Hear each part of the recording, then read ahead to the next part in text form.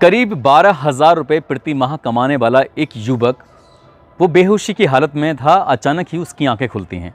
जब आंखें खोलकर देखता है तो वो एक आलीशान कमरे के अंदर था, आलीशान घर के अंदर था। जिस बिस्तर पर वो लेटा हुआ है वो बिस्तर कोई सामान्य नहीं था बल्कि असामान्य था। इससे पहले उसकी ज़िंदगी में ऐसा बिस्तर कभी नहीं आया था।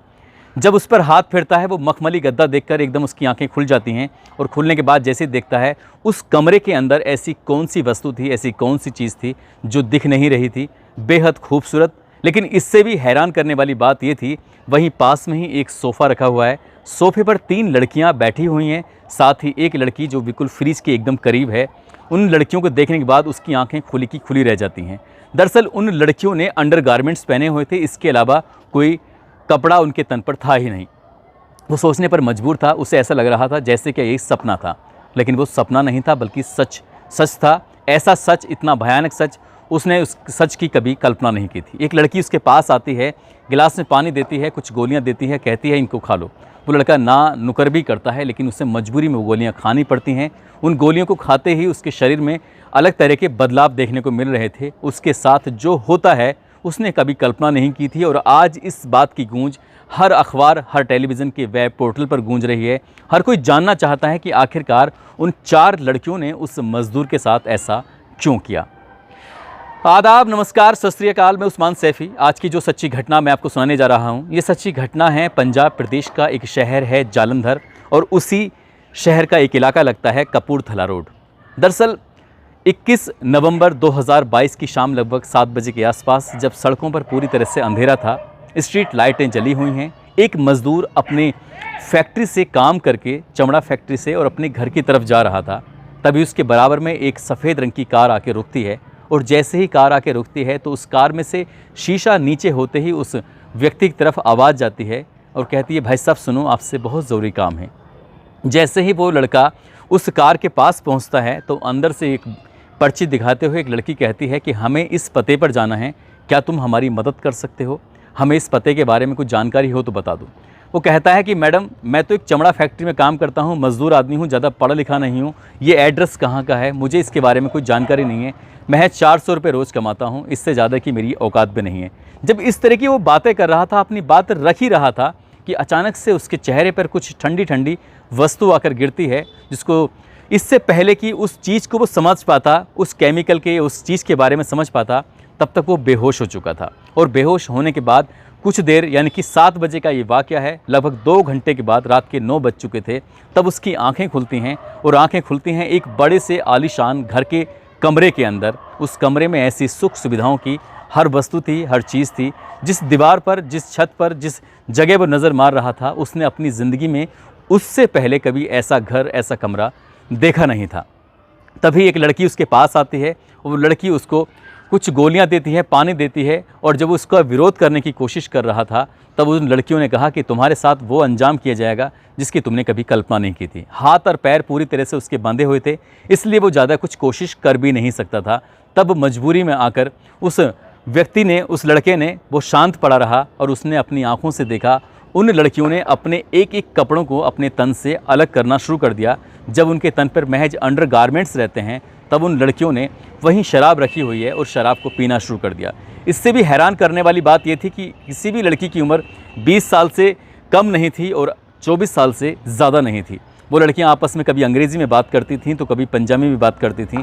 वो मज़दूर ये सब समझ नहीं पा रहा था कि आखिरकार उसके साथ क्या हो रहा है। वो जब उसको गोलियाँ और वो पानी पिलाया गया तो उसे पीते ही उसके शरीर में अलग तरह के बदलाव होने लगे, और जब बदलाव होने लगे उन लड़कियों ने उसके शरीर पर अलग अलग तरीके से ऐसी हरकतें करनी शुरू की जो शायद उस लड़के को बिल्कुल भी अच्छा नहीं लग रहा था। लेकिन जिस तरह से उन लड़कियों ने बारी बारी से, उनमें आपस में कंपटीशन होता है, कंपटीशन कुछ इस तरह से होता है कि बारी बारी से उसके साथ वो रेप करने लगती हैं, बलात्कार करने लगती हैं। जैसे क्या कोई पुरुष किसी महिला का या किसी लड़की का रेप करता है, बलात्कार करता है। वो रो रहा था, गिड़गिड़ा रहा था, कह रहा था कि मैडम तुम मुझे जानते नहीं हो, मैं मज़दूर हूँ, मैं गरीब आदमी हूँ, तुम ये सब क्यों कर रही हो। लेकिन वो चारों की चारों लड़कियां हवस की भूखी थीं, अंधी थीं, और शायद उन्हें कुछ भी उस अपनी ख्वाहिशों को पूरी करने के अलावा शायद उन्हें कुछ दिखाई भी नहीं दे रहा था। और धीरे धीरे करके रात के 3 बज जाते हैं। 3 बजे तक उसके साथ वो ऐसे ही घिनौना कृत्य, घिनौना काम कर रही थीं। और जब 3 बज जाते हैं, जिस तरह से वहाँ से किडनैप करके उसका हाथ और पैर बांधकर वो लेके आई थी, ठीक उसी तरह से हाथ और पैर बांधकर उसको उसी जगह के, उसी इलाके के आसपास फेंक देती हैं। अगले दिन वो लड़का सीधा थाने पहुंचता है और थाने जाने के बाद अपनी बात, अपनी परेशानी इससे पहले कि बताने की कोशिश करता, थाने से बाहर ही वो वापस लौट कर आ जाता है, क्योंकि वो गरीब आदमी था। वो ये कहते हुए कि शायद पुलिस इसके खिलाफ़ कोई कार्रवाई करेगी या नहीं करेगी।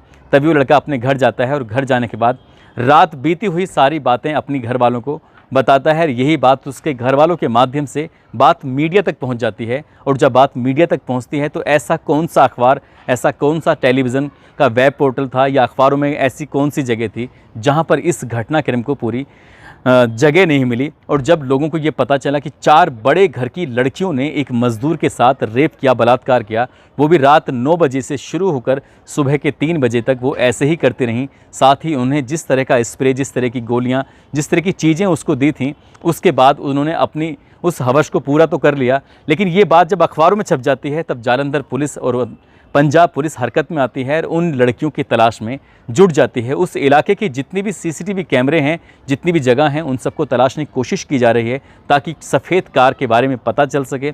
सफ़ेद कार में बैठी हुई वो कौन कौन लड़कियां थीं, किस घर की लड़कियां थीं और किस घर में जाकर उसके साथ ऐसा हुआ था, इस सबकी जानकारी जुटाने की कोशिश कर रही हैं। लेकिन जब उस लड़के के पास पुलिस वाले और मीडिया वालों ने बातचीत करने की कोशिश की कि तुमने फिर एफआईआर दर्ज क्यों नहीं कराई, तो घर वालों ने ये कहते हुए इनकार कर दिया कि हमारा अपना ये आदमी ज़िंदा वापस लौट कर आ गया, हमें इसी बात की खुशी है। वो चारों लड़कियां चाहती तो शायद इसका मर्डर भी कर सकती थी, इसको मार भी सकती थी, नुकसान भी पहुंचा सकती थी, लेकिन उन्होंने इसके साथ शारीरिक शोषण करने के अलावा और कोई नुकसान नहीं पहुँचा है, इसलिए हम कोई कार्रवाई नहीं चाहते हैं। वैसे भी गरीब आदमी हैं, महीने के 10-12 हज़ार रुपये महीने कमाते हैं, इससे घर का खर्च भी नहीं चल पाता। ऐसे में कहाँ पर जाकर केस लड़ेंगे, क्या करेंगे, समझ नहीं पा रहे हैं। लेकिन हर कोई इस बात को जानना चाहता है, जालंधर पुलिस हो या पंजाब पुलिस हो, ये चारों लड़कियां कौन थी, कहाँ से आई थीं, आखिरकार उन्होंने इसके साथ ऐसी गंदी हरकत क्यों की। क्या ये पहली बार ऐसा हुआ है या वो लड़कियाँ ऐसे ही रात को सड़कों पर निकलती हैं और किसी भी व्यक्ति को बेहोश करके अपने घर में ले आती हैं। ये बहुत सारे सवाल हैं, बहुत सारे क्वेश्चन हैं हर किसी के दिमाग में जो कि जानना चाहता है। ठीक वैसे ही जैसे लोगों को इस बात की जानकारी मिली खबरों के माध्यम से, तब लोग इस घटना को लेकर चटकारे भी ले रहे हैं और हैरानी भी कर रहे हैं कि एक तरफ लड़कियों के साथ गंदा काम होता है, एक तरफ लड़कियों को हवस का शिकार बनाकर उनकी हत्या कर दी जाती है। और इस ज़माने में, इस समाज में ऐसी भी लड़कियां हैं जो लड़कों का भी शोषण कर रही हैं। ये बात कितनी सच है और कितनी झूठ है, इसके बारे में जालंधर पुलिस अपनी जांच पड़ताल में जुटी हुई है और उनका दावा है कि जितनी जल्दी हो सकेगा इस सच को दुनिया के सामने रखकर इससे पर्दा ज़रूर उठाया जाएगा। दोस्तों, इस घटनाक्रम को सुनाने का उद्देश्य किसी को परेशान करना नहीं है, किसी का दिल दुखाना नहीं है, बल्कि आपको जागरूक करना है, आपको सचेत करना है। और जाते जाते कुछ लोगों के जन्मदिन हैं, जिसमें प्रकाश लेगा हैं, शुभम राणा हैं, इनको जन्मदिन की बहुत सारी शुभकामनाएं, बहुत बहुत मुबारकबाद। साथ ही कुछ लोगों ने नाम लेने की अपील की थी, इसमें वाजिद खान रोहनपुर से हैं, वंदना निषाद आजमगढ़ से हैं, आजम सिद्दीकी रोहतक से हैं, नीलेश ठाकरे मुंबई से, प्रोमिला यादव बुलंदशहर से हैं, डब्बू मित्तल बिहार से हैं, पंकज पंडित उत्तराखंड से हैं, ललित शिरोही बुलंदशहर से हैं, शकील खान नोएडा से, प्रियांशु पांडे, दीपांशु पांडे झारखंड से, राहुल राजपूत कानपुर से हैं, हसन खान, फरीदा खान, शिया खान, रिंकू कुमार, गुरमीत कौर, इन सभी ने नाम लेने की अपील की थी। आप सब लोग अपना ख्याल रखें, सुरक्षित रहें। जय हिंद, जय भारत।